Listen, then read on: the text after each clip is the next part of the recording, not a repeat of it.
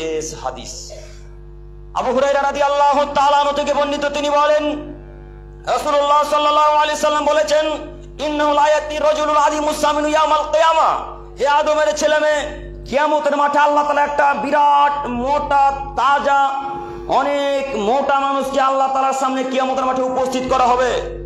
লা ইয়াজিনু ইনদাল্লাহি জানাহা, ওই মোটা তাজা মানুষটার আল্লাহ তাআলার কাছে মাছের ডানার সমপরিমাণ কোনো দাম থাকবে না। সহিহ মুসলিম মিসকাত, একটু তাকান আমার দিকে। সহিহ মুসলিম মিসকাতের হাদিস, আল্লাহ নবী বলছেন একটা বিরাট মোটা তাজা মানুষকে আল্লাহর সামনে উপস্থিত করবেন, আল্লাহর সামনে নিয়ে আসা হবে। তখন আল্লাহ তাআলা বলবেন, এই মোটা তাজা লোকটার দাম আমার কাছে মাছের ডানার সমতুল্যর চেয়েও কম। মাছের ডানা কত মোটা, এই পাতলা, এর মূল্য যতটুকু আছে এই মোটা তাজা লোকটার মূল্য ততটুকুও নেই। কেন বলেন তো? এই লোকটা দিন রাত বেদাত করতো, এই লোকটা দিন রাত শিরক করতো, এই লোকটা দিন রাত বেদাত করতো, এই লোকটা দিন রাত শিরক করতো। যারা বেদাত করে, যারা শিরক করে তাদের আমল বাতিল, যারা বেদাত করে, যারা শিরক করে তাদের আমল বাতিল, যারা বেদাত করে, যারা শিরক করে তাদের আমল বাতিল। শতদিন বলেছি বক্তব্যের শেষ হওয়ার পরে পরেই দোয়া করা বেদাত, শতদিন বলেছি নামাজের পরে দোয়া করা বেদাত, শতদিন বলেছি জানাজার সালাতে হাত তুলে মোনাজাত করা বেদাত, শতদিন বলেছি বিবাহের অনুষ্ঠানে সবাই মিলে একত্রিত হয়ে হাত তুলে দোয়া করা বেদাত। এই কাজ যারা করবে তাদের কোনো নেকি টিকবে না, তাদের কোনো নেকি টিকবে না, তাদের নেকি কোনো টিকবে না। সম্মানিত তিনি ভাই বোন, কাজেই আমরা আহলে হাদিস মানুষ, আমরা বেদাত করতে ইচ্ছুক নই।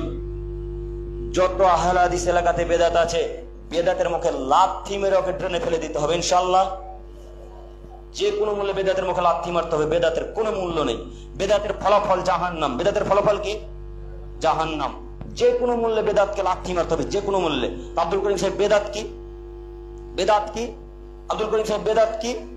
বেদাত হচ্ছে ওযু করার সময় ওযু করলেন, মাথা মাসা করলেন, মাথা মাসা করার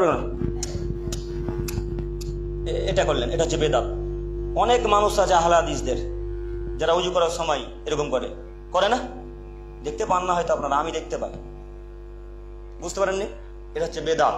আর বেদাত শুনবেন, আর বেদাত শুনবেন, আর বেদাত হচ্ছে সালাতে আদায় করার পরে পরেই যদি কেউ আস্তাগফিরুল্লাহ বাদ দিয়ে অন্য কোনো দোয়া পাঠ করে, সালাত আদায় করার পরে পরে আল্লাহু আকবার আস্তাগফিরুল্লাহ আস্তাগফিরুল্লাহ আস্তাগফিরুল্লাহ এটা বলতে পারে না, নইলে আল্লাহু আকবারকে বাদ দিয়ে শুধু আস্তাগফিরুল্লাহ আস্তাগফিরুল্লাহ আস্তাগফিরুল্লাহ 3 বার পাঠ করবেন, দুটাই জায়েজ। বুঝতে পারেননি? এটা বাদ দিয়ে যদি কেউ অন্য কিছু করে তাহলে ওটা হলো বেদাত। আপনারা বুঝতে পেরেছেন আশা করি।